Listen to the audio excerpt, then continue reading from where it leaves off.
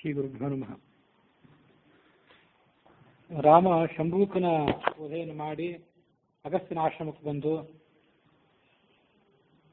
ಶ್ವೇತ ಮಹಾರಾಜ ಕೊಟ್ಟ ಆಭರಣವನ್ನು ಅಗಸ್ತ್ಯನ ಮೂಲಕ ಸ್ವೀಕಾರ ಮಾಡಿ ತನ್ನ ಅರಮನೆಗೆ ಬಂದು ಮುಟ್ಟಿದ. ಲಕ್ಷ್ಮಣ ಮತ್ತು ಭರತರನ್ನ ಕರೆಯುವಂತ ದೂತನಿಗೆ ಆಜ್ಞಾಪಿಸಿದ. ಲಕ್ಷ್ಮಣ ಭರತರಿಬ್ರು ರಾಮನಿಗೆ ಬಂದು ನಮಸ್ಕಾರ ಮಾಡಿದರು. ಅವರಿಬ್ರಿಗೆ ಹೇಳಿದ, ಆ ಬ್ರಾಹ್ಮಣ ಬಾಲಕ ಬದುಕಿಕೊಂಡ, ಅದಕ್ಕಾಗಿ ಏನು ಕಾರ್ಯ ಮಾಡಬೇಕಾಗಿತ್ತು ಅದನ್ನು ನಾನು ಮಾಡಿ ಮುಗಿಸಿದೆ. ನಿಮ್ಮಿಬ್ಬರ ಸಹಕಾರದಿಂದ ಮತ್ತೊಂದು ಕೆಲಸ ಇವತ್ತಾಗಬೇಕಾಗಿದೆ. ರಾಜಸೂಯ ಯಾಗ ಮಾಡಬೇಕಾಗಿದೆ. ಅದು ಬಹಳ ಶ್ರೇಷ್ಠವಾದ ಯಾಗ. ವರುಣನ ಪದವಿ ಈ ಮಿತ್ರ ದೇವತೆಗೆ ಹಿಂದೆ ದೊರೆತಿತ್ತು. ಅದು ಹೇಗೆ ದೊರೆತು ಅಂದರೆ ರಾಜಸೂಯ ಯಾಗ ಮಾಡಿ ಅದರ ಮಹತ್ವದಿಂದ ಅವನಿಗೆ ಅದು ಸಿಕ್ಕಿತು.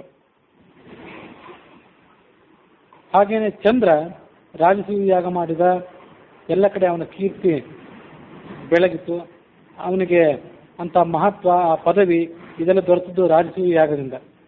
ಅದರಂತೆ ಈ ರಾಜಸೂಯ ಯಾಗದಿಂದ ನಾನು ಕೂಡ ಮಹತ್ವವನ್ನು ಪಡ್ಕೊಳ್ಬೇಕು ಅಂತ ಆಲೋಚನೆ ಮಾಡಿದ್ದೇನೆ ಅಂತಂದ. ಆಗ ಭರತ ಹೇಳಿದ, ನೀನು ಮಹಾ ಧರ್ಮಾತ್ಮ ಆಗಿದ್ದಿ. ಇಡೀ ಭೂಮಂಡಲ ಎಲ್ಲ ನಿನ್ನನ್ನು ಆಧರಿಸಿ ನಿಂತಿದೆ. ನಾವಾಗಲಿ ಈ ಪ್ರಪಂಚದ ಉಳಿದ ಪ್ರಜೆಗಳಾಗಲಿ ನಿನ್ನನ್ನು ಮಹಾತ್ಮ ಅಂತ ಭಾವಿಸಿದ್ದಾರೆ. ಆದರೆ ನೀನೀಗ ಈ ರಾಜಸೂಯ ಯಾಗ ಮಾಡಬೇಕು ಅಂತ ಏನೋ ನಿರ್ಧಾರ ಮಾಡಿದ್ದೆ, ಇದು ಅಷ್ಟು ಉಚಿತವಾಗಿ ಕಾಣೋದಿಲ್ಲ. ಯಾಕಂದ್ರೆ ಈ ಯಜ್ಞನೇ ಹಿಂಸಾ ಪ್ರಧಾನ ಆಗಿತ್ತು. ಎಲ್ಲರನ್ನೂ ಸೋಲಿಸಿ ಅದಾದ ಬಳಿಕ ಸಾರ್ವಭೌಮತ್ವವನ್ನು ಸ್ಥಾಪನೆ ಮಾಡಿಕೊಂಡು ಅದರ ಮೂಲಕ ರಾಜಸೂಯ ಯಾಗ ಮಾಡಬೇಕು. ರಾಜಸೂಯ ಯಾಗಕ್ಕಿಂತ ಮೊದಲು ದಿಗ್ವಿಜಯ ಏನು ಮಾಡ್ಲಿಕ್ಕೆ ಹೊರಡ್ತಾರೆ ರಾಜರು. ಅದರ ಮೂಲಕ ಪೃಥ್ವಿಯಲ್ಲಿರುವಂಥ ಎಲ್ಲ ರಾಜವಂಶಗಳು ವಿನಾಶ ಆಗಿಬಿಡ್ಬೋದು. ನಿನ್ನಂಥ ಮಹಾಪರಾಕ್ರಮಿ ಆದವನು, ನಿನ್ನ ಸಹೋದರರಾದಂಥ ನಾವು ಎಲ್ಲ ಕಡೆ ದಂಡೆತ್ತಿ ಹೊರಟ್ರೆ, ಎಲ್ಲ ರಾಜರು ನಮ್ಮ ಜೊತೆ ಯುದ್ಧ ಮಾಡಲಿಕ್ಕೆ ಬಂದರೆ ಅವರು ಸೋತು ಅವರ ರಾಜವಂಶಗಳು ನಾಶ ಆಗಿಬಿಡಬಹುದು. ಹಾಗಾಗಿ ಅವರ ಮನಸ್ಸಿನಲ್ಲಿ ನಮ್ಮ ಬಗ್ಗೆ ಕ್ರೋಧವೂ ಕೂಡ ಉಳಿಯಬಹುದು. ನೀನಿವತ್ತು ಸದ್ಗುಣಿಯಾಗಿದ್ದಿ. ಹಾಗಾಗಿ ಈ ಭೂಮಂಡಲದ ಎಲ್ಲ ರಾಜರು ನಿನಗೆ ಅಧೀನರಾಗಿದ್ದಾರೆ. ನೀನು ರಾಜಸೂಯ ಯಾಗ ಮಾಡಬೇಕು ಅಂತ ಅವ್ರ ಮೇಲೆ ದಂಡೆತ್ತಿ ಹೊರಟ್ರೆ ಅವರು ನಿನ್ನ ಬಗ್ಗೆ ಇರುವಂಥ ಅನುರಾಗವನ್ನು ಬಿಟ್ಟು ಕೋಪವನ್ನು ಬೆಳೆಸ್ಕೋತಾರೆ. ಅದಕ್ಕಾಗಿ ಈ ಕೆಲಸವನ್ನು ಮಾಡಬೇಡ ಅಂತ ಹೇಳಿದ ಭರತ. ರಾಮನಿಗೆ ಬಹಳ ಸಂತೋಷ ಅನಿಸಿತು. ನಿನ್ನ ಮಾತಿನಂತೆ ರಾಜಸೂಯ ಯಾಗ ಮಾಡಬೇಕು ಅಂತ ನನಗೆ ಅಪೇಕ್ಷೆ ಇದ್ರೂ ಕೂಡ ಅದನ್ನ ಬಿಟ್ಟಿದ್ದೇನೆ. ಯಾರೇ ವ್ಯಕ್ತಿ ಆಗಲಿ, ವಿದ್ವಾಂಸನೇ ಆಗಲಿ, ಜನಸಾಮಾನ್ಯನೇ ಆಗಲಿ, ಲೋಕಕ್ಕೆ ಪೀಡೆ ಆಗುವಂಥ ಕಾರ್ಯ ಮಾಡಬಾರ್ದು. ಲೋಕಕ್ಕೆ ಹಿತ ಆಗುವಂಥ ಕಾರ್ಯ ಮಾಡಬೇಕು. ತಮಗೆ ಎದುರಾಳಿಗಳಾದವರು, ಎದುರಿಗೆ ಬಂದವರು, ಅವರು ಬಾಲಕರೇ ಆಗಿರಲಿ ಮತ್ತಾರೇ ಆಗಿರಲಿ, ಒಳ್ಳೆಯ ಮಾತು, ಉಚಿತವಾದ ಮಾತನ್ನಾಡಿದರೆ ಅದರ ಮೂಲಕ ಅವರು ಹೇಳಬೇಕಾದಂಥ ಏನು ವಿಷಯ ಇರ್ತದೆ ಅದನ್ನು ಸ್ವೀಕಾರ ಮಾಡಬೇಕು. ಅದಕ್ಕೆ ಪ್ರತಿ ಆಡಬಾರ್ದು. ಅದಂತೆ ನೀನು ನನ್ನ ತಮ್ಮ ಆದ್ರೂ ಇದನ್ನು ಹೇಳಿದ್ದನ್ನು ಸ್ವೀಕಾರ ಮಾಡಿದ್ದೇನೆ. ಹೀಗೆ ಭರತ ಮತ್ತು ರಾಮ ಇಬ್ಬರು ಮಾತಾಡಿದಾಗ ಲಕ್ಷ್ಮಣ ಹೇಳಿದ, ರಾಜಸೂಯ ಯಾಗ ಮಾಡಲಿಕ್ಕೆ ಆಗದೇ ಇದ್ರೆ ತೊಂದರೆ ಇಲ್ಲ, ಅಶ್ವಮೇಧ ಯಾಗ ಮಾಡೋಣ. ಅಶ್ವಮೇಧ ಯಾಗ ಮಾಡಿದ್ರಿಂದ ಮಹಾಪುಣ್ಯ, ಮಹತ್ವ ನಮಗೆ ಸಿಗಬಹುದು. ಈ ಅಶ್ವಮೇಧ ಯಾಗದಿಂದ ಏನೇನು ಫಲ, ಯಾರ್ಯಾರು ಏನೇನು ಪಡ್ಕೊಂಡ್ರು ಅದನ್ನು ನಾವು ಹಿಂದೆ ಶ್ರವಣ ಮಾಡಿದ್ದೇವೆ. ಅದನ್ನು ನಿನ್ನ ಮುಂದೆ ನಾನು ಬಿತ್ತರಿಸ್ತೇನೆ ಅಂತ ಹೇಳಿದ. ಇಂದ್ರನಿಗೆ ಬ್ರಹ್ಮಹತ್ಯಾ ದೋಷ ಬಂದಿತ್ತು. ಅಶ್ವಮೇಧ ಯಾಗ ಮಾಡಿದ, ಅದರ ಮೂಲಕ ಆತ ಪಾಪವನ್ನು ಕಳ್ಕೊಂಡ. ವೃತ್ರಾಸುರ ಅಂತ ಮಹಾರಾಕ್ಷಸ ಒಬ್ಬ ಇದ್ದ. ಅವನ ಶರೀರದ ಆಕಾರ ಹೇಗಿತ್ತಂದ್ರೆ 300 ಯೋಜನದಷ್ಟು ಉದ್ದ ಇದ್ದ. 300 ಯೋಜನ ಉದ್ದ, 100 ಯೋಜನದಷ್ಟು ಅಗಲ. ಇಂಥ ಬೃಹತ್ ಪ್ರಮಾಣದ ಆಕಾರ ಅವನಿಗಿತ್ತು. ಆದರೆ ದುಷ್ಟನಾಗಿರಲಿಲ್ಲ. 3 ಲೋಕಗಳನ್ನು ಕೂಡ ಅನುರಾಗದಿಂದ, ಪ್ರೀತಿಯಿಂದ ಕಾಣ್ತಿದ್ದ. ಧರ್ಮಜ್ಞನಾಗಿದ್ದ. ಎಂದೂ ಯಾರ ಉಪಕಾರವನ್ನು ಮರೆತವನಲ್ಲ. ತನ್ನ ಸಾಮ್ರಾಜ್ಯದಲ್ಲಿ ತಾನೆದ್ದು ಅಖಂಡ ಭೂಮಂಡಲವನ್ನು ಆತ ಶಾಸನ ಮಾಡ್ತಿದ್ದ. ಅವನ ಧರ್ಮದ ಆಳ್ವಿಕೆ ಹೇಗಿತ್ತಂದ್ರೆ ಬೇಸಾಯ ಇಲ್ಲದೇನೆ ಭೂಮಿಯಲ್ಲಿ ಬೆಳೆ ಬೆಳೀತಿತ್ತು. ಅದು ರಾಜನ ಮಹತ್ವವನ್ನು ತೋರಿಸ್ತದೆ. ಧನಧಾನ್ಯ ಸಮೃದ್ಧಿ ಇತ್ತು. ಅವನಿಗೊಮ್ಮೆ ತಪಸ್ಸು ಮಾಡಬೇಕು ಅಂತ ಅನಿಸ್ತು. ತಪೋಹಿ ಪರಮಂ ಶ್ರೇಯ ಸಮೂಹಂ ಇತರತ್ ಸುಖಂ. ತಪಸ್ಸೇ ಪರಮ ಶ್ರೇಯಸ್ಕರವಾದದ್ದು ಮತ್ತು ಅತ್ಯಂತ ಸುಖಕರವಾದದ್ದು. ತಪಸ್ಸನ್ನು ಬಿಟ್ಟು ಉಳಿದಿದ್ದೆಲ್ಲ ಮೋಹಕವಾದದ್ದು. ಅದನ್ನು ತೆಗೆದುಕೊಂಡು ಏನು ಮಾಡಬೇಕು? ಮನುಷ್ಯ ಹುಟ್ಟಿದ ಮೇಲೆ ತಪಸ್ಸು ಮಾಡಬೇಕು. ತಪಸ್ಸಿನ ಮೂಲಕನೇ ಭಗವಂತನ ಕಾಣಬೇಕು. ತನ್ನ ಹಿರಿಯ ಮಗ ಮಧುರ ಅನ್ನುವನಿಗೆ ಪಟ್ಟಾಭಿಷೇಕ ಮಾಡಿದ. ತಪಸ್ಸು ಮಾಡಲಿಕ್ಕೆ ಪ್ರಾರಂಭ ಮಾಡಿದ. ದೇವತೆಗಳಿಗೆಲ್ಲ ಭಯ ಆಯಿತು ಅವನ ತಪಸ್ಸನ್ನು ನೋಡಿ. ಇಂದ್ರ ದೇವತೆಗಳೊಳಗೂಡಿ ವಿಷ್ಣುವಿನ ಬಳಿಗೆ ಬಂದ. ಈಗಾಗಲೇ ಈ ವೃತ್ರ ತನ್ನ ತಪಸ್ಸಿನಿಂದ ಸಮಸ್ತ ಲೋಕಗಳನ್ನು ಗೆದ್ದು ಬಿಟ್ಟಿದ್ದಾನೆ. ಮಹಾಬಲಿಷ್ಠ ಇವನು. ಇಂಥವನನ್ನ ಸೋಲಿಸೋದು ನನಗೆ ಅಸಾಧ್ಯವಾದ ಕೆಲಸ. ಇವನು ಹೀಗೆ ತಪಸ್ಸಿನಾದರೂ ಮುಂದುವರಿಸಿದ್ರೆ ಇಡೀ ಜಗತ್ತೆಲ್ಲ ಇವನು ಅಧೀನ ಆಗಿಬಿಟ್ಟಿತ್ತು. ದೇವತೆಗಳು ಮನುಷ್ಯರು ಎಲ್ಲರೂ ಕೂಡ ಇವನು ಅಧೀನರಾಗಿಬಿಡ್ತಾರೆ. ಈ ಕಡೆ ದೇವತೆಗಳಿಗೆ ಅಧಿಪತಿಯಾದಂತಹ ನೀನು ಕೂಡ, ವಿಷ್ಣುವು ಕೂಡ ಈ ವೃತ್ರಾಸುರನನ್ನು ಉದಾಸೀನ ಮಾಡಿದ್ದಿ. ಅವನನ್ನು ಹಾಗೆ ಇರ್ಲಿಕ್ಕೆ ಬಿಟ್ಟಿದ್ದಿ. ಇಲ್ಲದೇ ಇದ್ರೆ ಇಷ್ಟೊತ್ತಿಗಾಗಲೇ ಅವನ ತಪಸ್ಸಿಗೆ ವಿಘ್ನಗಳನ್ನು ತಂದೊಡ್ಡಿ ತಪಸ್ಸನ್ನು ನಾಶ ಮಾಡ್ತಿದ್ದಿ. ನಿನ್ನ ಔದಾಸೀನ್ಯದಿಂದ ಅವನು ದಿನೇ ದಿನೇ ಕೊಬ್ಬಿದ್ದಾನೆ. ನೀನು ಜಗತ್ತಿನ ರಕ್ಷಣೆ ಭಾರ ಹೊತ್ತಿದ್ದಿ. ಅದಕ್ಕಾಗಿ ಇದಕ್ಕೊಂದೇನಾದರೂ ಉಪಾಯವನ್ನು ಮಾಡಬೇಕು. ಲಕ್ಷ್ಮಣ ಕಥೆಯನ್ನು ಮುಂದುವರಿಸಿದ. ರಾಮ ಕಥೆಯನ್ನು ಕೇಳಲಿಕ್ಕೆ ಮತ್ತಷ್ಟು ಉತ್ಸುಕತೆಯನ್ನು ತೋರಿಸಿದ. ಆಗ ವಿಷ್ಣು ಹೇಳಿದಂತೆ, ಬಹಳ ಹಿಂದೆನೇ ನನಗೆ ಈ ವೃತ್ರಾಸುರನ ಜೊತೆಗೆ ಸ್ನೇಹ ಸಂಬಂಧ ಇದೆ. ನನಗೂ ಆತನಿಗೂ ಅಷ್ಟೊಂದು ಸ್ನೇಹ ಪ್ರೀತಿ ಇರೋದ್ರಿಂದ ಅವನನ್ನು ಹತ್ಯೆ ಮಾಡಲಿಕ್ಕೆ ನನಗೆ ಯಾವುದೇ ದಾರಿ ಇಲ್ಲ. ಆತ ನನ್ನನ್ನು ದ್ವೇಷ ಮಾಡಿದರೆ ಅಥವಾ ನನಗೆ ಪ್ರತಿಕೂಲವಾಗಿ ಆಚರಣೆ ಮಾಡಿದರೆ ಅವನನ್ನು ಹತ್ಯೆ ಮಾಡಬಹುದಿತ್ತು. ಅವನು ಏನೂ ಮಾಡಿಲ್ಲ. ಹಾಗಾಗಿ ಅವನನ್ನು ಹತ್ಯೆ ಮಾಡಲಿಕ್ಕೆ ನನಗೆ ಶಕ್ತಿ ಇಲ್ಲ. ಆದರೆ ಹತ್ಯೆ ಮಾಡಲಿಕ್ಕೆ ಒಂದು ಪರ್ಯಾಯ ಮಾರ್ಗವನ್ನು ಹೇಳ್ತೇನೆ. ನಾನು ತೇಜಸ್ಸನ್ನು 3 ಭಾಗ ಮಾಡ್ಕೊಳ್ತೇನೆ. ಅದರ ಮೂಲಕ ಇಂದ್ರ ಆ ವೃತ್ರಾಸುರನನ್ನು ಗೆಲ್ಲಬಹುದು. ನನ್ನ ತೇಜಸ್ಸಿನ ಒಂದು ಭಾಗ ಇಂದ್ರನ ಶರೀರದಲ್ಲಿ, ಮತ್ತೊಂದು ಭಾಗ ಇಂದ್ರನ ವಜ್ರಾಯುಧದಲ್ಲಿ, 3ನೇದು ಭೂಮಿಯಲ್ಲಿ. ಹೀಗೆ 3 ಭಾಗ ಮಾಡಿ ನಾನು ಸ್ಥಾಪನೆ ಮಾಡ್ತೇನೆ. ಅದರ ಮೂಲಕ ಇಂದ್ರ ಆ ವೃತ್ರಾಸುರನನ್ನು ಗೆಲ್ಲಿ.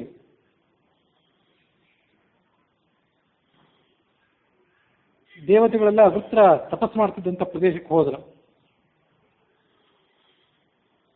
ಇವನನ್ನ ಸೋಲಿಸೋದು ಹೇಗೆ, ಇವನನ್ನು ಕೊಲ್ಲೋದು ಹೇಗೆ ಅಂತವರೆಲ್ಲ ಆಲೋಚನೆ ಮಾಡ್ತಿದ್ದಾಗ ಇಂದ್ರ ತನ್ನ ವಜ್ರಾಯುಧ ತೆಗೆದುಕೊಂಡು ಅವನ ತಲೆ ಮೇಲೆ ಪ್ರಹಾರ ಮಾಡಿದ. ಆ ವಜ್ರಾಯುಧದಲ್ಲಿ ವಿಷ್ಣುವಿನ ತೇಜಸ್ಸು ಆವಿಷ್ಟ ಆಗಿತ್ತು. ಹೀಗೆ ವಿಷ್ಣುವಿನ ತೇಜಸ್ಸಿನ ಬಲದಿಂದಲೇ ಆ ವೃತ್ರಾಸುರನ ಹತ್ಯೆ ಆಯಿತು. ವೃತ್ರಾಸುರನ ತಲೆ ಕಡಿದು ಕೆಳಗೆ ಬಿದ್ದ ಕೂಡಲೇ ಪ್ರಪಂಚ ನಡಿಗೆ ಹೋಯಿತು. ನಿರಪರಾಧಿ ಆಗಿದ್ದ ಅವನು ವೃತ್ರಾಸುರ, ಯಾರಿಗೂ ತೊಂದರೆ ಕೊಟ್ಟವನಲ್ಲ. ಆದರೆ ಅವನು ಹತ್ಯೆ ಮಾಡಬಾರದಿತ್ತು. ಇಂಥ ಕಾರ್ಯ ಮಾಡಿದ್ದರಿಂದಾಗಿ ಜಗತ್ತೆಲ್ಲ ನಡುಗಿತ್ತು.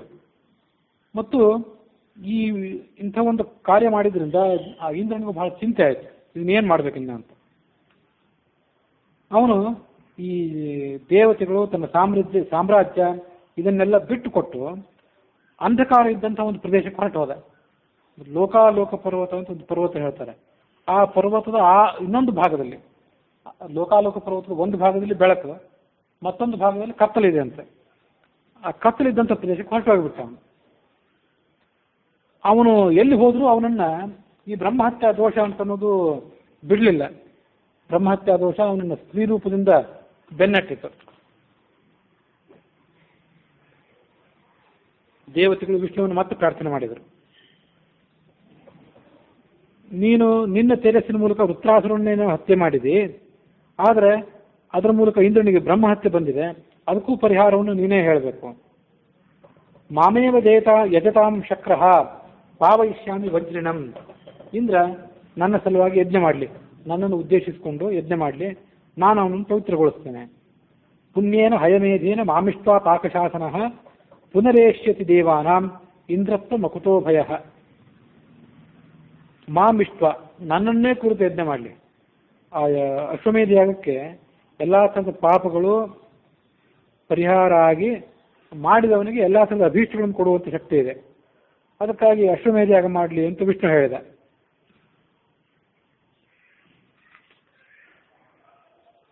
ಇಂದ್ರನ ಪರಿಸ್ಥಿತಿ ಏನಾಗಿತ್ತಂದ್ರೆ ಎಷ್ಟೋ ಹೊತ್ತು ಅವನಿಗೆ ಎಚ್ಚರಣೆ ಆಗಲಿಲ್ಲ. ಆ ಬ್ರಾಹ್ಮಣನ ನಿರಪರಾಧಿಯಾದಂಥ ವೃತ್ರನನ್ನು ಹತ್ಯೆ ಮಾಡಿದ್ರ ಮೂಲಕ ಸ್ವಲ್ಪ ಹೊತ್ತಾದ್ಮೇಲೆ ಎಚ್ಚರ ಆಯಿತು, ಬಹಳ ದುಃಖಪಟ್ಟಿದ್ದ. ಎಲ್ಲ ಕಡೆ ಬರಗಾಲ ಬಂದು ತಟ್ಟಿತು. ಸಕಲ ಲೋಕಗಳು, ಅದೇ ಆ ಲೋಕಗಳನ್ನು ಆಳಬೇಕಾದಂತಹ ಲೋಕಾಧಿಪತಿ ಆದಂಥ ಇಂದ್ರನೇ ಇರಲಿಲ್ಲ. ಇಂದ್ರ ಇರಲಿಲ್ಲ ಅಂದಮೇಲೆ ಎಲ್ಲ ಲೋಕಗಳು ಹೆದರಿದವು. ಭೂಮಿ ಆರ್ದ್ರವಾಗಿ ಒಣಗಿ ಹೋಗಿಬಿಟ್ಟಿತ್ತು. ಎಲ್ಲೂ ನೀರು ಕುಡಿಲಿಕ್ಕೆ ಬೇಕಾದಂಥ ನೀರೇ ಇರಲಿಲ್ಲ. ಅರಣ್ಯದಲ್ಲಿದ್ದಂಥ ವೃಕ್ಷಗಳೆಲ್ಲ ಒಣಗಿ ಹೋಗಿದ್ದವು. ಎಲ್ಲದಕ್ಕೂ ಇಂದ್ರನೇ ಕಾರಣ. ಹಾಗಾಗಿ ಅವನಿಲ್ಲದೆ ಇದ್ದಾಗ ಇಂಥ ಪರಿಸ್ಥಿತಿ ಬಂದು ಒದಗಿತ್ತು. ದೇವತೆಗಳು ವಿಷ್ಣು ಹೇಳಿದಂತೆ ಅಶ್ವಮೇಧ ಯಾಗ ಮಾಡಿಸಬೇಕು ಅಂತ ಆಲೋಚನೆ ಮಾಡಿದರು. ಬೃಹಸ್ಪತಿಯನ್ನ, ಋಷಿಗಳನ್ನ ಕರೆದುಕೊಂಡು ಇಂದ್ರ ಇದ್ದಲ್ಲಿಗೆ ಬಂದರು. ಅಶ್ವಮೇಧ ಯಾಗ ಮಾಡ್ಲಿಕ್ಕೆ ಪ್ರಾರಂಭ ಮಾಡಿದರು. ಈ ಅಶ್ವಮೇಧ ಯಾಗ ಮಾಡ್ಲಿಕ್ಕೆ ಪ್ರಾರಂಭ ಮಾಡಿದಾಗ ಅವನಿಗೆ ಆ ಬೆನ್ನಟ್ಟಿದ್ದಂಥ ಆ ಬ್ರಹ್ಮಹತ್ಯೆ ಏನಿತ್ತು ಅದು ಆತನನ್ನು ಬಿಟ್ಟು ಹೋಗಬೇಕಾಯ್ತು. ದೇವತೆಗಳ ಬಳಿಗೆ ಬಂತದ್ದು. ನನ್ನ ಸ್ಥಾನ ಎಲ್ಲಿ ಅಂತ ಕೇಳಿದೆ. ಇಂದ್ರನನ್ನು ಬಿಟ್ಟು ಹೋಗ್ಬೇಕು, ಹಾಗೆ ನಾನೆಲ್ಲಿಗೆ ಹೋಗಬೇಕು? ಅವ್ರು ಹೇಳಿದರು, ನೀನು 4 ಭಾಗವಾಗಿ ವಿಂಗಡಣೆ ಮಾಡಿಕೋ. ಇಂದ್ರನ ಶರೀರವನ್ನು ಬಿಟ್ಟು ಇನ್ನೆಲ್ಲಿ ವಾಸ ಮಾಡಲಿ ಅಂತ ಕೇಳ್ತದೆ ಬ್ರಹ್ಮಹತ್ಯೆ. ಮತ್ತು ತಾನಾಗಿ ಹೇಳ್ತು, ಏಕೇನ ಅಂಶೇನ ವತ್ಸ್ಯಾಮಿ ಪೂರ್ಣೋದಾಸು ನದೀಶು ವೈ. ನನ್ನ ಒಂದು ಅಂಶದಿಂದ 1 ವರ್ಷದಲ್ಲಿ 4 ತಿಂಗಳುಗಳ ಕಾಲ ಚಾತುರ್ಮಾಸ್ಯದ ಸಮಯದಲ್ಲಿ ಮಳೆಗಾಲದಲ್ಲಿ ತುಂಬಿದ ಪ್ರವಾಹ ಇರುವಂಥ ನದಿಗಳಲ್ಲಿ ವಾಸ ಮಾಡ್ತೇನೆ. ನಾನು ಆ ಬ್ರಹ್ಮಹತ್ಯೆ ನಾನು ಅದರಲ್ಲಿ ವಾಸ ಮಾಡ್ತಿರೋದ್ರಿಂದಾಗಿ ಯಾರೇ ಆ ನದಿಗಳಲ್ಲಿ ಸ್ನಾನ ಮಾಡಲಿಕ್ಕೆ ಬಂದರೆ ಅವರಿಗೆ ಅದರಿಂದ ಅವರ ದರ್ಪ ಶಾಂತಿ ಆಗ್ತದೆ. ಮಳೆಗಾಲದಲ್ಲಿ ತುಂಬಿದ ನದಿಗಳಲ್ಲಿ ಸ್ನಾನ ಮಾಡೋದು ಬಹಳ ಕಷ್ಟ. ಹಾಗಾಗಿ ಎಂಥ ನದಿಗಳಲ್ಲಿ ಬೇಕಾದರೂ ಸ್ನಾನ ಮಾಡಿಬಿಡ್ತೀವಿ ಅಂತ ಯಾರು ದರ್ಪದಿಂದ ಬಂದರೆ ಅವರ ದರ್ಪ ಎಲ್ಲ ಅಲ್ಲಿ ಹುಡುಗಿ ಹೋಗಿಬಿಡ್ತದೆ.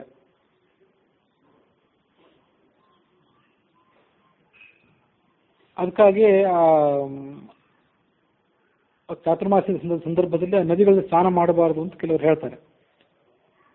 ಇನ್ನು ಮತ್ತೊಂದು ಅಂಶದಿಂದ ಭೂಮಿಯಲ್ಲಿ ವಾಸ ಮಾಡಿಕೊಂಡಿರ್ತೇನೆ. ಆ ಭೂಮಿಯಲ್ಲಿ ಚವಳು ಮಣ್ಣಿನ ರೂಪದಲ್ಲಿ ವಾಸ ಮಾಡ್ತೀನಿ ಅಂತ ಅವಳು ಹೇಳಿದ್ದು. ಹಾಗಾಗಿ ಚವಳು ಮಣ್ಣು ಏನಿದೆ ಅದು ಸ್ವೀಕಾರಕ್ಕೆ ಯೋಗ್ಯ ಅಲ್ಲ ಅಂತ ಹೇಳ್ತಾರೆ. ಹಿಂದೊಂದು ಕೂಡ ಹರಿವಂಶದಲ್ಲೂ ಎಲ್ಲೂ ಬಂದಿರ್ತದೆ. ಇನ್ನು 3ನೇ ಅಂಶದಿಂದ ನಾನು ಸ್ತ್ರೀಯರಲ್ಲಿ ವಾಸ ಮಾಡ್ತೇನೆ. ಪ್ರತಿ ತಿಂಗಳಲ್ಲೂ 3 ದಿವಸಗಳಲ್ಲಿ ಅವರಲ್ಲಿ ವಾಸ ಮಾಡಿಕೊಂಡು ಅವರ ದರ್ಪವನ್ನು ಮುರಿಯುತ್ತೇನೆ. ಸ್ಥಿರಾತ್ರಂ ದರ್ಪ ಪೂರ್ಣಾಸು ವಸಿಷ್ಠೆ ದರ್ಪಘಾತಿನಿ. ಆ ಮಾತಿಗೆ ಏನಂತ ಅರ್ಥ ಗೊತ್ತಾಗೋದಿಲ್ಲ ಅವ್ರಿಗೆ. ಯಾಕೆ ಅವ್ರಿಗೆ ದರ್ಪ ಬಂದಿರ್ತದೆ, ದರ್ಪವನ್ನು ಈ ಬ್ರಹ್ಮಹತ್ಯೆ ಹೇಗೆ ಪರಿಹಾರ ಮಾಡ್ತದೆ ಅಂತೆಲ್ಲ ಅರ್ಥ ಆಗುವಂಥದ್ದಲ್ಲ, ಇನ್ನೊಂದು ಸಂಕೇತ ಇದ್ದಿರಬೇಕು. ಇನ್ನು 4ನೇ ಅಂಶದಿಂದ ನಾನು ಎಲ್ಲಿ ಇರ್ತೇನೆ ಅಂತಂದ್ರೆ, ಯೋಗ್ಯರಾದಂಥ ಬ್ರಾಹ್ಮಣರನ್ನ ಯಾರು ಹತ್ಯೆ ಮಾಡಿದರೆ ಅಂಥವ್ರಿಗೆ ಬ್ರಹ್ಮಹತ್ಯೆ ದೋಷ ತಟ್ಟುವಂತಾಗಬೇಕು. ನಾನು ಅಲ್ಲಿ ವಾಸ ಮಾಡ್ತೇನೆ. ಯೋಗ್ಯರಂದ್ರೆ ಎಂಥವ್ರಾಗಿರ್ಬೇಕು? ಸುಳ್ಳು ಹೇಳಿ ಇತರರನ್ನ ದೂಷಿಸಬಾರ್ದು. ಸುಳ್ಳು ಹೇಳೋದು ಒಂದು ದೋಷ, ಇತರರನ್ನು ದೂಷಿಸೋದು ಇನ್ನೊಂದು ದೋಷ. ಅದೊಂದು ಕೆಟ್ಟ ಚಟ ಎಲ್ಲರಿಗೂ, ವಿಶೇಷವಾಗಿ ಬ್ರಾಹ್ಮಣರಿಗೆ. ಬೇರೆ ಯಾರನ್ನು ಕೂಡ ಯಾವತ್ತೂ ನಿಂದೆ ಮಾಡಬಾರ್ದು. ಎಲ್ಲಿ ಯಾವ ಭಗವದ್ಭಕ್ತ ಇರ್ತಾನೋ ಅಂತ ಹೇಳಲಿಕ್ಕೆ ಬರೋದಿಲ್ಲ. ಹಾಗಾಗಿ ವ್ಯರ್ಥವಾಗಿ ಮತ್ತೊಬ್ಬರನ್ನ ನಿಂದೆ ಮಾಡಿ ನಮ್ಮ ಸಮಯ ಹಾಳು ಮಾಡ್ಕೋಬಾರ್ದು. ಅದು ಬೇರೆಯವರಿಗೆ ನೋವು ಕೂಡ ಮಾಡಬಾರ್ದು. ಹೀಗೆ ಇದು ಬ್ರಾಹ್ಮಣರ ಕರ್ತವ್ಯ. ಇದು ಇಂಥ ಧರ್ಮವನ್ನು ಯಾರು ಪಾಲನೆ ಮಾಡಿಕೊಂಡು ಧರ್ಮಿಷ್ಠರಾಗಿ ಬದುಕ್ತಿರ್ತಾರೆ ಬ್ರಾಹ್ಮಣರು, ಅಂಥವ್ರನ್ನ ಹತ್ಯೆ ಮಾಡಿದರೆ ಹತ್ಯೆ ಮಾಡಿದ ವ್ಯಕ್ತಿಗೆ ಬ್ರಹ್ಮಹತ್ಯೆ ದೋಷ ಬರಬೇಕು. ಇದು 4ನೇದ್ದು.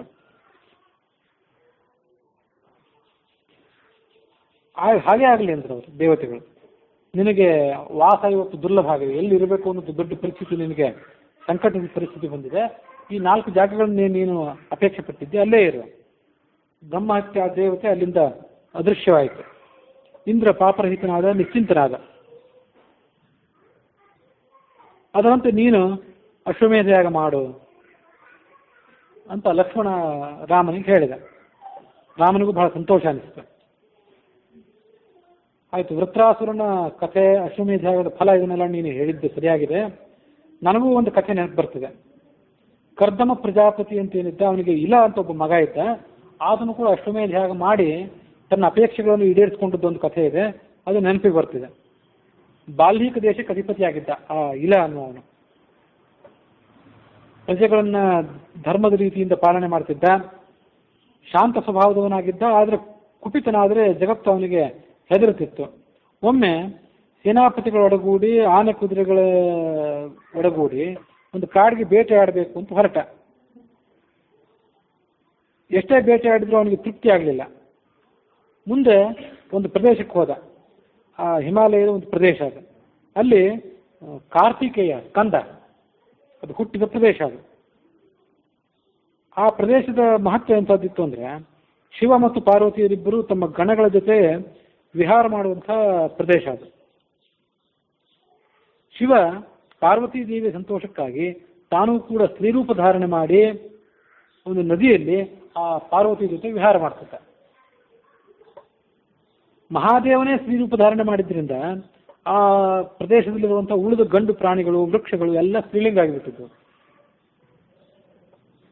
ಅದೇ ಸಂದರ್ಭದಲ್ಲಿ ಇಲನು ಅಲ್ಲಿಗೆ ಬಂದ. ಎಲ್ಲ ಪ್ರಾಣಿಗಳು ಸ್ತ್ರೀಲಿಂಗ ಹೊಂದಿದ್ದನ್ನ ತಾನು ತನ್ನ ಪರಿವಾರದವರು ಸ್ತ್ರೀಯರಾಗಿದ್ದು ನೋಡಿ ಅವನು ಗಮನಿಸಿದ. ಬಹಳ ದುಃಖ ಆಯ್ತು ಅವನಿಗೆ. ಆಯ್ತು, ಇದೆಲ್ಲ ಮಹಾದೇವನ ಇಚ್ಛೆ ಅಂತಾಗಿದೆ ಅಂತ ಸಮಾಧಾನ ಪಟ್ಕೊಂಡ. ಆದರೂ ಆತಂಕ ಆಯಿತು. ಪರಮೇಶ್ವರನಿಗೆ ಶರಣ ಹೋದ. ಸ್ವಲ್ಪ ವ್ಯತ್ಯಾಸದ ಪೂರ್ವಕವಾಗಿ ಈ ಕಥೆ ಇನ್ನೊಂದು ಕಡೆ ಬಂದಿತ್ತು. ಮಹಾದೇವ ಪಾರ್ವತಿ ಪ್ರೀತಿಗಾಗಿ ತಾನೂ ಕೂಡ ಸ್ತ್ರೀ ರೂಪ ಧಾರಣೆ ಮಾಡಿದ್ದ ಅಂತ ಇಲ್ಲಿ ಬಂದಿತ್ತು. ಅಲ್ಲಿ ಹಿಂದೊಂದು ಕಡೆ ಎಲ್ಲಿ ಅಂತ ನೆನಪಿಲ್ಲ. ಅಲ್ಲಿ ಕಥೆ ಏನು ಬಂದಿತ್ತಂದ್ರೆ, ಶಿವ ಪಾರ್ವತಿಯರಿಬ್ಬರು ಏಕಾಂತದಲ್ಲಿದ್ದಾಗ ಅಲ್ಲಿ ಋಷಿಗಳು ಹೋಗಿತ್ತು. ಪಾರ್ವತಿಗೆ ಅದರಿಂದ ಅಸಮಾಧಾನ ಆಗಿತ್ತು.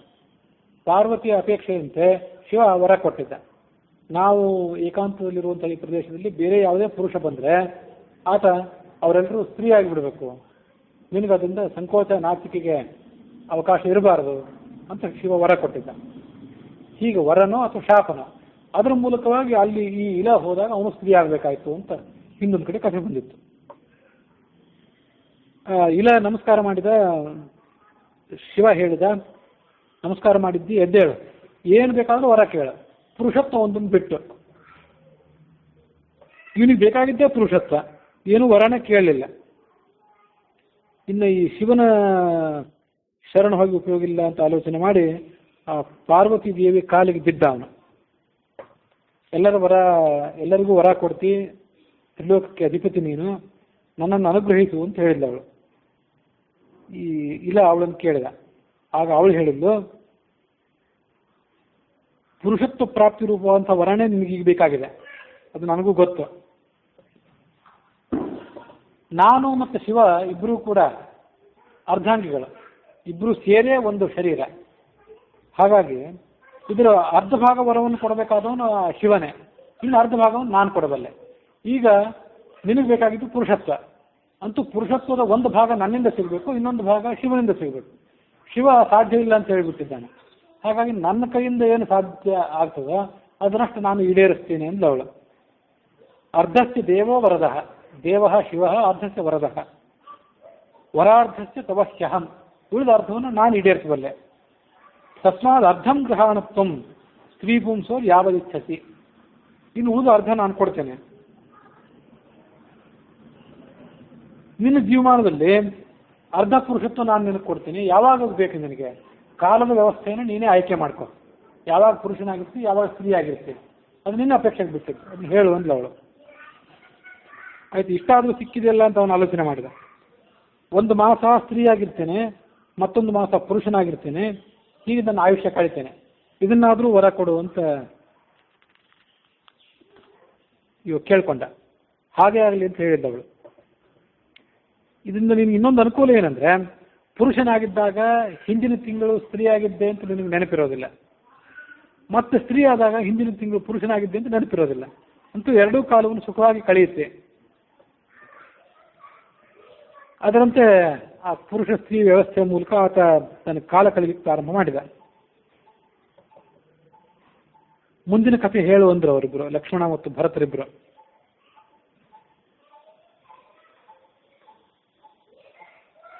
ಕಥಂ ಸ ರಾಜ ಸ್ತ್ರೀಭೂತಃ ವರ್ತಯಾಮಾಸ ದುರ್ಗತಿ ಪುರುಷಸ್ಸ ಯದಾ ಭೂತಃ ಕಾಮೃತ್ಯಂ ವರ್ತಯತ್ಯಸೌ. ಸ್ತ್ರೀ ಆದಾಗ ಪುರುಷನಾದಾಗ ಅವನು ಹೇಗೆ ನಡ್ಕೊಳ್ತಿದ್ದ ಅದನ್ನಷ್ಟು ವಿವರಿಸುವ. ರಾಮ ಹೇಳಲಿಕ್ಕೆ ಪ್ರಾರಂಭ ಮಾಡಿದ. ಆತನ ಜೊತೆಯಲ್ಲಿದ್ದವರು ಎಲ್ಲರೂ ಕೂಡ ಹಿಂಗಸಾಗಿ ಪರಿವರ್ತನೆ ಹೊಂದ್ಬಿಟ್ಟಿದ್ರು. ಅವರು ಕಾಲ್ನಡಿಗೆಯಲ್ಲಿ ಆ ಅರಣ್ಯವನ್ನು ಸಂಚಾರ ಮಾಡ್ತಿದ್ರು. ಅಲ್ಲಿ ಚಂದ್ರನ ಮಗ ಬುಧನನ್ನು ನೋಡಿಲ್ಲ. ಈ ಇಲ, ಸ್ತ್ರೀ ಆಗಿದ್ದಾಗ ಇಲ ಅಂತ ಹೆಸರು, ಪುರುಷ ಆಗಿದ್ದಾಗ ಇಲ ಅಂತ ಹೆಸರು. ಅಕಾರ ಅಂತ ಹ್ರಸ್ವ ಆದರೆ ಪುರುಷ, ಆಕಾರ ಅಂತ ದೀರ್ಘ ಆದರೆ ಅದು ಇಳ ಅಂತ ಸ್ತ್ರೀಲಿಂಗ. ಆ ಚಂದ್ರನ ಮಗ ಅವನು. ಚಂದ್ರನಿಗೆ ಬೃಹಸ್ಪತಿಯ ಪತ್ನಿ ಅಂತ ತಾರಾಳಲ್ಲಿ ಜನಿಸಿದವನು. ಆ ಬುಧ ನೀರಿನ ನಡುವೆ ಕೂತ್ಕೊಂಡು ತಪಸ್ಸು ಮಾಡ್ತಿದ್ದ. ಅವನ ಸುಂದರವಾದ ಆಕಾರವನ್ನು ನೋಡಿ ಈ ಇಳಾಳ ಮನಸ್ಸು ಚಂಚಲ ಆಯಿತು. ಇವಳೇನು ಮಾಡಿದ್ಲು, ತನ್ನ ಸಖಿಯರ ಜೊತೆಗೆ ಸರೋವರದಲ್ಲಿ ಧುಮುಕಿ ಆ ಸರೋವರನೆಲ್ಲ ಅಲ್ಲೋಲ ಕಲ್ಲೋಲು ಮಾಡಿಬಿಟ್ಲು. ಅವನ ತಪಸ್ಸಿಗೆ ಭಂಗ ಬಂತು. ಅವನಿಗೂ ನೀರಿನಲ್ಲಿ ಹೆಚ್ಚು ಕಾಲ ಕುತ್ಕೊಳ್ಳಿಕ್ಕಾಗಲಿಲ್ಲ, ಮೇಲೆ ಬಂದ. ದೇವತೆಗಳಲ್ಲಿ, ನಾಗಕನ್ಯರಲ್ಲಿ, ಅಸುರರಲ್ಲಿ, ಅಪ್ಸರಲ್ಲಿ ಇಂಥ ಸುಂದರಿಯನ್ನು ನಾನು ನೋಡೇ ಇಲ್ಲ. ನನಗಿವಳು ಯೋಗ್ಯಳಾದಂಥ ಪತ್ನಿ ಆಗಬಹುದು, ಅಥವಾ ಬೇರೆ ಯಾರನ್ನಾದರೂ ಇವಳು ಈಗಾಗಲೇ ಮದುವೆ ಆಗಿದ್ದಾಳೋ ಹೇಗೆ, ಅದನ್ನು ಆಲೋಚನೆ ಮಾಡ್ತೇನೆ ಅಂತ ಅವನು ಆಲೋಚನೆ ಮಾಡಿದ. ಸರೋವರದ ತೀರಕ್ಕೆ ಬಂದು ಅವರೆಲ್ಲರನ್ನು ಕರೆದ. ಅವರೆಲ್ಲ ಬಂದು ಬುಧನಿಗೆ ನಮಸ್ಕಾರ ಮಾಡಿದರು. ಅವನು ಕೇಳಿದ ಆ ಸುತ್ತಿನ ಸಖಿಯರನ್ನು, ಇವಳು ಯಾರು, ಯಾವ ಕಾರಣದಿಂದಾಗಿ ಇಲ್ಲಿಗೆ ಬಂದಿದ್ದಾಳೆ, ವಿವರಿಸಿರಿ ಅಂತಂದರು. ಆಗ ಅವರೆಲ್ಲ ಹೇಳಿದರು, ಈ ಸುಂದರಿ ನಮಗೆ ಸ್ವಾಮಿನಿ, ನಮ್ಮ ನಾಯಕಿ ಇವಳು. ಪತಿ ಇಲ್ಲ, ಅರಣ್ಯದಲ್ಲಿ ಸಂಚಾರ ಮಾಡ್ತಿದ್ದೇವೆ ನಾವು ಹೀಗೆ ಅಂತಂದ್ಲು. ಅವರೆಲ್ಲ ಹೇಳಿದರು. ಈತ ಆವರ್ತಿನಿ ವಿದ್ಯೆಯನ್ನು ಉಪಯೋಗ ಮಾಡಿಕೊಂಡ. ಆವರ್ತಿನಿ ವಿದ್ಯೆ ಅಂದರೆ ಎದುರಿಗಿರುವಂಥ ವ್ಯಕ್ತಿಯ ಸ್ಥಿತಿ ಗತಿ, ಆತನ ಹಿನ್ನೆಲೆ, ಆತನ ಮನಸ್ಸಿನಲ್ಲಿ ಏನಿದೆ, ಅವನಿಗೆ ಏನಾಗಬೇಕಾಗಿದೆ ಅದನ್ನೆಲ್ಲವನ್ನು ತಿಳ್ಕೊಳ್ಳುವಂಥ ಒಂದು ವಿದ್ಯೆ. ಅದನ್ನು ತಿಳಿದುಕೊಂಡು ಅವನ ಪೂರ್ಣ ಪರಿಸ್ಥಿತಿಯನ್ನು ತಿಳ್ಕೊಂಡ. ಒಂದು ತಿಂಗಳು ಗಂಡಸು, ಒಂದು ತಿಂಗಳು ಹೆಣ್ಣು ಆಗಿ ಈತ ಬದುಕ್ತಾನೆ ಅಂತ ತಿಳ್ಕೊಂಡ. ಹೇಳಿದ, ಆಯಿತು, ನೀವೆಲ್ಲ ಕಿಂಪುರುಷಿಯರಾಗಿ, ಕಿಂಪುರುಷ ಕಿಂಪುರುಷಿ ಅಂತ, ಶರೀರದ ಕೆಳಭಾಗ ಮನುಷ್ಯರಂತೆ, ಮೇಲ್ಭಾಗ ಕುದುರೆ ಅಂತ ಇರ್ತಾರೆ ಅಂತ ವರ್ಣನೆ ಇದೆ. ಈ ಕಿಂ ನರ, ನರ ಅಂದ್ರೆ ಮನುಷ್ಯ, ಕಿಂ ನರ, ಈತ ಮನುಷ್ಯನೋ ಕುದುರೆಯೋ ಅಂತ ಅವನು ನೋಡಿದ್ರೆ ಅನಿಸ್ತದ. ಅಂಥ ಕಿನ್ನರ ಅಥವಾ ಕಿಂಪುರುಷ ಎರಡೂ ಒಂದೇ. ನೀವು ಈ ಪರ್ವತದ ತಪ್ಪಿನಲ್ಲಿ ವಾಸ ಮಾಡಿಕೊಂಡಿರಿ, ಗಡ್ಡೆ ಗೆಣಸುಗಳನ್ನು ತಿಂದು ಜೀವನ ಮಾಡಿರಿ. ಮುಂದೆ ನಿಮ್ಗೆಲ್ಲರಿಗೂ ಕಿಂಪುರುಷರು ಅನ್ನುವ ಹೆಸರಿನ ಗಂಡಂದರು ಸಿಗ್ತಾರೆ. ನೀವು ಕಿಂಪುರುಷಿಯರು, ನಿಮಗೆ ಕಿಂಪುರುಷ ಅನ್ನುವ ಹೆಸರಿನ ಗಂಡಂದರು ಸಿಗ್ತಾರೆ. ಆಯಿತು ಅಂತ ಅವ್ರು ಹಾಗೆ ವಾಸ ಮಾಡಲಿಕ್ಕೆ ಪ್ರಾರಂಭ ಮಾಡಿದರು.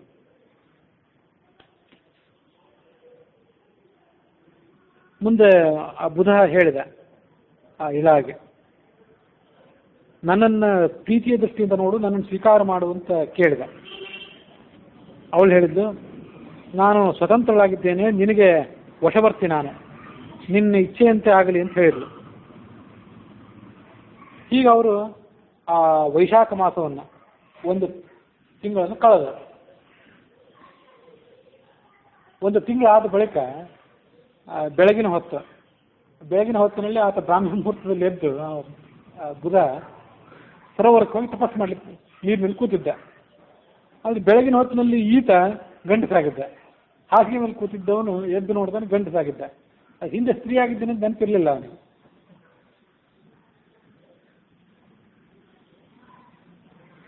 ನೀರಿನಲ್ಲಿ ನಿಂತ್ಕೊಂಡು ಅವನು ತಪಸ್ಸು ಮಾಡ್ತಿದ್ನಲ್ಲ ಆ ಬುಧ, ಅವನು ಕೇಳಿದ, ಅವನಿಗೆ ನಮಸ್ಕಾರ ಮಾಡಿದೆ. ಅವನು ಋಷಿ ಆಶ್ರಮಕ್ಕೆ ನಾನು ಬಂದಿರಬೇಕು ಅಂತ ಆಲೋಚನೆ ಮಾಡಿದ. ನಾನು ನನ್ನ ಸೇವಕರ ಜೊತೆ ಈ ಗಹನವಾದ ಪ್ರದೇಶಕ್ಕೆ ಬಂದೆ. ಈಗ ನನಗೆ ಆ ಸೇವಕರು ಸೈನಿಕರು ಯಾರೂ ಕಾಣ್ತಿಲ್ಲ, ಎಲ್ಲಿ ಹೋಗಿದ್ದಾರೆ? ಆಗ ಆ ಬುಧ ಹೇಳಿದ, ಇದು ಭಯಂಕರವಂತ ಮಳೆ, ಬಿರುಗಾಳಿಯಿಂದ ಕೂಡಿದ ಮಳೆ ಬಂತು, ಆಲಿಕಲ್ಲಿನ ಮಳೆ. ಅಶ್ಮವರ್ಷೇಣ ಮಹತಾ ಪ್ರತ್ಯಾಸ್ತೆ ವಿನಿಪಾತಿತಾಹ. ಇನ್ನು ಸೈನಿಕರು ಬಂತುಗಳೆಲ್ಲ ಹಾಳಾಗಿ ಹೋದ್ರೆ ಅದಕ್ಕೆ. ನೀನೊಬ್ಬ ಹೇಗೋ ತಪ್ಪಿಸ್ಕೊಂಡು ಇಲ್ಲಿ ಬಂದು ನಿನ್ನನ್ನು ನನ್ನ ಆಶ್ರಮದಲ್ಲಿ ನಾನು ಆರೈಕೆ ಮಾಡಿದೆ, ಸಮಾಧಾನ ಪಟ್ಕೋ, ನಿಶ್ಚಿಂತನಾಗಿರು, ಗಡ್ಡೆ ಗೆಣಸುಗಳನ್ನು ತಿಂದು ವಾಸ ಮಾಡಿಕೊಂಡಿರು ಅಂತ ಹೇಳಿದ. ನಾನು ನನ್ನವರನ್ನು ಕಳೆದುಕೊಂಡು ಬಹಳ ದುಃಖಿತನಾಗಿದ್ದೇನೆ. ರಾಜ್ಯ ಕೋಶ ನನಗೆ ನೆನಪಿಗೆ ಬರ್ತಿದೆ. ಅಲ್ಲೇ ಹೋಗ್ಬೇಕಂತ ಅಪೇಕ್ಷೆ ಪಡ್ತೀನಿ, ಅನುಮತಿ ಕೊಡು ಅಂತ ಕೇಳಿದೆ. ನನಗೆ ಶಶಬಿಂದು ಅಂತ ಮಗ ಇದ್ದಾನೆ, ಅವನು ಪಟ್ಟಾಭಿಷೇಕ ಮಾಡಿ ನಾನು ಕೃತಕೃತ್ಯನಾದರೆ ಅವನು ರಾಜ್ಯಭಾರ ಮುಂದುವರ್ಸ್ಕೊಂಡು ಹೋಗ್ತಾನೆ, ಮುಂದೆ ನಾನು ಸ್ವತಂತ್ರ ಆಗ್ಬೋದು. ನನ್ನ ಪತ್ನಿಯರು ಮಕ್ಕಳು ಪರಿವಾರ ಇದೆಲ್ಲ ಬಿಟ್ಟು ಇಲ್ಲಿ ಬರೋದು ಹೇಗೆ? ಈ ಕಾಡಿನಲ್ಲಿ ಇರುವಂತ ಹೇಳಬೇಡ, ನಾನು ಹೋಗ್ತೀನಿ ಅಂತಂದೆ ರಾಜ.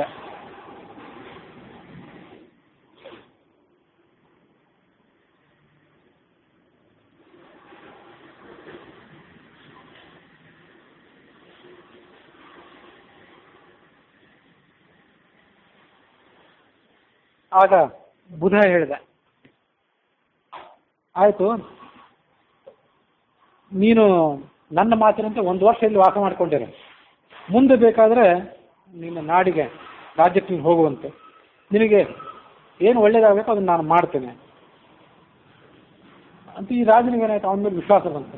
ಮಹಾ ತಪಸ್ವಿ ಆದ್ದರಿಂದ ಇವನ ಮಾತಿನಂತೆ ನಡ್ಕೊಂಡ್ರೆ ನನಗೆ ಕ್ಷೇಮ ಅಂತ ಅವನಿಗೆ ಅನಿಸ್ತು. ಅಲ್ಲೇ ವಾಸ ಮಾಡ್ಕೊಂಡಿದ್ದ. ಮತ್ತೊಂದು ತಿಂಗಳು ಮುಗೀತು, ಮತ್ತೆ ಸ್ತ್ರೀ ಆದ.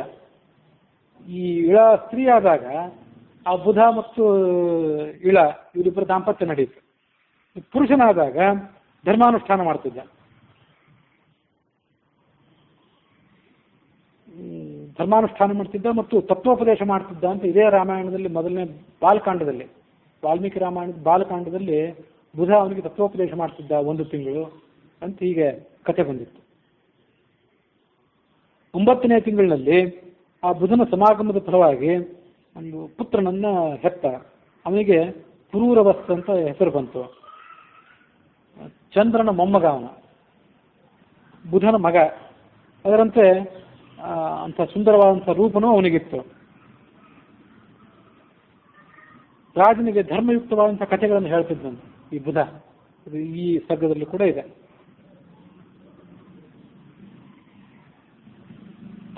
ಈ ಮೊನ್ನೊಬ್ರು ವಿದ್ವಾಂಸರ ಜೊತೆ ಮಾತಾಡುವಾಗ ಇಂಥ ಕೆಲವು ವಿಷಯಗಳನ್ನ ಹೇಳಿದ್ರು. ಈ ದೇವತೆಗಳ ದಾಂಪತ್ಯ, ಅವ್ರ ಜೀವನದ ರೀತಿ ಏನಿರ್ತದಲ್ಲ, ಅದು ಮನುಷ್ಯನ ರೀತಿ ನೀತಿಗಳಿಗಿಂತ ಬಹಳ ವಿಚಿತ್ರವಾದದ್ದು. ಮನುಷ್ಯನಿಗೆ ಅನ್ವಯ ಆಗುವಂತಹ ನೀತಿ ನಿಯಮಗಳು ಅವ್ರಿಗೆ ಅನ್ವಯ ಆಗೋದಿಲ್ಲ. ಮನುಷ್ಯನಿಗೆ ಯಾವುದು ಅನ್ಯಾಯ ಅನೀತಿ ಅಂತ ಅನಿಸ್ತದೋ, ತುಚ್ಛ ಅಂತ ಅನಿಸ್ತದೋ, ಅದು ಅವರಿಗೆ ವಿಚಿತ್ರ ಅಂತ ಅನಿಸ್ಬೋದು. ಇದನ್ನು ನಾವು ಗಮನಿಸಬೇಕು. ಒಂದು ಸ್ತ್ರೀ 1 ತಿಂಗಳ ಕಾಲ ಸ್ತ್ರೀ, ಮತ್ತೊಂದು ತಿಂಗಳ ಕಾಲ ಪುರುಷನಾಗಿರ್ಬೇಕಾಗಿತ್ತು. ಗರ್ಭಧಾರಣೆ ಮಾಡಬೇಕಾದ್ರೆ 9 ತಿಂಗಳು ಸತತವಾಗಿ ಆದರೂ ಸ್ತ್ರೀ ಆಗಿರ್ಬೇಕಲ್ಲ. ಅದು 1 ತಿಂಗಳು ಪುರುಷನಾಗಿದ್ದು 1 ತಿಂಗಳು ಸ್ತ್ರೀ ಆಗಿದ್ದು, ಅದು ಹೇಗೆ ಗರ್ಭಧಾರಣೆ ಮಾಡಿದ? ಇದೆಲ್ಲ ನಮ್ಮ ಊಹೆಗೆ ಮೀರಿದ್ದು, ಬಹಳ ವಿಚಿತ್ರ ಅಂತ ಅನಿಸ್ತದೆ.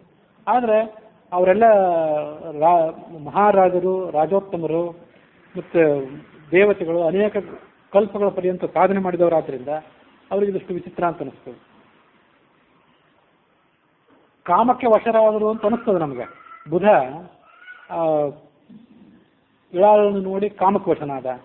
ಬುಧನ ಅಪ್ಪ ಚಂದ್ರ ಬೃಹಸ್ಪತಿಯ ಪತ್ನಿಯನ್ನು ನೋಡಿ ಕಾಮಕ್ಕೆ ವಶನಾದ ಅನಿಸ್ತದೆ. ಆಮೇಲೆ ಆ ಚಂದ್ರನ ಮೊಮ್ಮಗ ಈ ಪುರೂರವಸ್ ಊರ್ವಶಿಯನ್ನು ನೋಡಿ ಕಾಮಕ್ಕೆ ವಶನಾದ. ಊರ್ವಶಿ ಅವನ ಸಲುವಾಗಿ ಸ್ವರ್ಗಲೋಕವನ್ನು ಬಿಟ್ಟು ಇಲ್ಲಿ ಬಂದಿದ್ಲು ಅಂತೆಲ್ಲ ಹರಿವಂಶದಲ್ಲಿ ಕಥೆ ಬಂದಿತ್ತು. ಆ ವಿದ್ವಾಂಸರು ಮೊನ್ನೆ ಅವ್ರ ಜೊತೆ ಮಾತಾಡಿದಾಗ ಅವ್ರು ಹೇಳಿದರು, ಮನುಷ್ಯನ ಪರಿಸ್ಥಿತಿ ಮತ್ತು ದೇವತೆಗಳ ಪರಿಸ್ಥಿತಿ ಹೇಗಿರ್ತದಂದ್ರೆ, ಮನುಷ್ಯನಿಗೆ ಈ ಭೋಗದ ಅನುಕೂಲ ಬಂದಾಗ, ಸುಖದ ಕಾಲ ಬಂದಾಗ ಅವನ್ನೆಲ್ಲರನ್ನೂ ಮರೆತು ಬಿಡ್ತಾನೆ. ಅವನಿಗೆ ದೇವರು, ಧರ್ಮ, ಗುರುಗಳು ಇತ್ಯಾದಿ ನೆನಪಿಗೆ ಬರೋದಿಲ್ಲ. ಅದರಲ್ಲಿ ಎಲ್ಲವನ್ನು ಮರೆತು ಆ ಸುಖದಲ್ಲಿ ಮುಳುಗಿ ನನ್ನ ಸಮ ಯಾರು ಅಂತ ಆತ ಮೆರೆದಾಡ್ತಿರ್ತಾನೆ. ಆದರೆ ದೇವತೆಗಳು ಹಾಗಲ್ಲ ಅಂತ. ಅವರು ಸುಖದ ತುದಿಯಲ್ಲಿದ್ದಾಗಲೂ ಕೂಡ ಭಗವಂತನ ಸ್ಮರಣೆ ಅವರ ಮನಸ್ಸಿನಿಂದ ಹೋಗೋದಿಲ್ಲ ಅಂತ ಅವರು ಅದನ್ನು ವಿವರಿಸಿ ಹೇಳಿದರು. ಅದಕ್ಕಾಗಿ ಈ ಬೃಹದಾರಣ್ಯಕ ಉಪನಿಷತ್ತು, ಛಾಂದೋಗ್ಯ ಉಪನಿಷತ್ತಿನಲ್ಲಿ ನಮ್ಮ ದೃಷ್ಟಿಯಿಂದ, ಈ ಮನುಷ್ಯರು ನಾವೇನಿದ್ದೇವೆ ನಮ್ಮ ದೃಷ್ಟಿಯಿಂದ ದಾಂಪತ್ಯ, ಸ್ತ್ರೀ ಪುರುಷರ ದಾಂಪತ್ಯ ಇದರಲ್ಲಿ ತುಚ್ಛ ಅಂತ ಅನಿಸಿದರೆ ಇದು ಕೇವಲ ದೇಹದ ಮಟ್ಟದಲ್ಲಿ ನಡೆಯುವಂಥ ಕೆಲಸಗಳಿವೆ.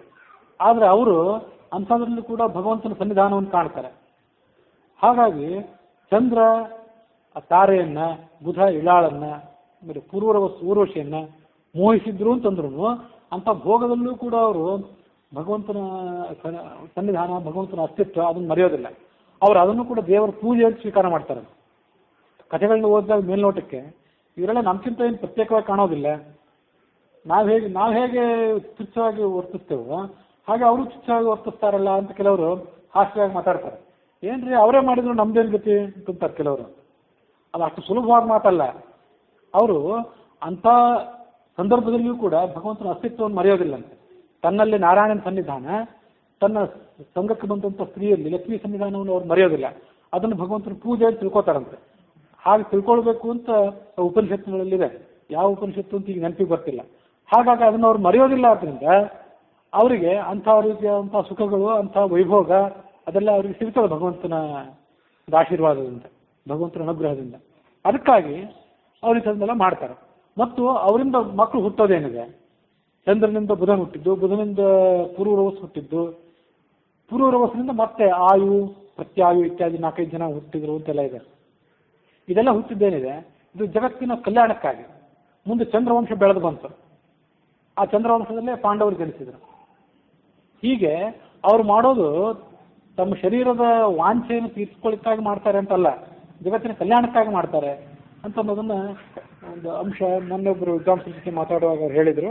ಅದಕ್ಕಾಗಿ ಈ ಸಂದರ್ಭ ಏನಿದೆ ಬಹಳ ವಿಚಿತ್ರವಾದ ಸಂದರ್ಭ ಇದೆ, ವಿಚಿತ್ರವಾದಂಥ ದಾಂಪತ್ಯ. ಅದಕ್ಕಾಗಿ ಇಂಥ ಸಂದರ್ಭದಲ್ಲಿ ಅದನ್ನ ನೆನಪು ಮಾಡ್ಕೊಳ್ಬೇಕು.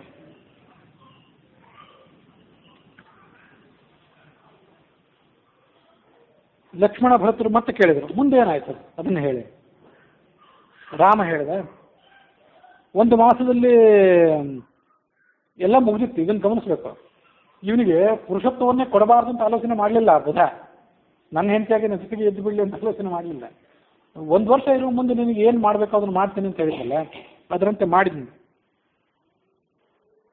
ಭೃಗುಪುತ್ರನಾದ ಚವನ, ಭೃಗುವಂಶದಲ್ಲಿ ಹುಟ್ಟಿದ ಚವನ ಮಹರ್ಷಿ, ಅರಿಷ್ಟನೇಮಿ, ಪ್ರಮೋದನ, ಮೋದಕರ, ದುರ್ವಾಸ, ಸಂವರ್ತ ಇವರೆಲ್ಲರನ್ನು ಕರೆಸಿದ. ಅವ್ರಿಗೆ ಹೇಳಿದ, ಈ ಮಹಾರಾಜ ಕರ್ದಮ ಪ್ರಜಾಪತಿಯ ಮಗ ಇಲ್ಲ ಅಂಥೇಳಿ ಇವನಿಗೆ ಇಂಥ ಪರಿಸ್ಥಿತಿ ಬಂದು ಒದಗಿದೆ, ಅವನಿಗೆ ಶ್ರೇಯಸ್ಸಾಗಬೇಕು, ಏನು ಮಾಡಬೇಕು ಹೇಳಿ.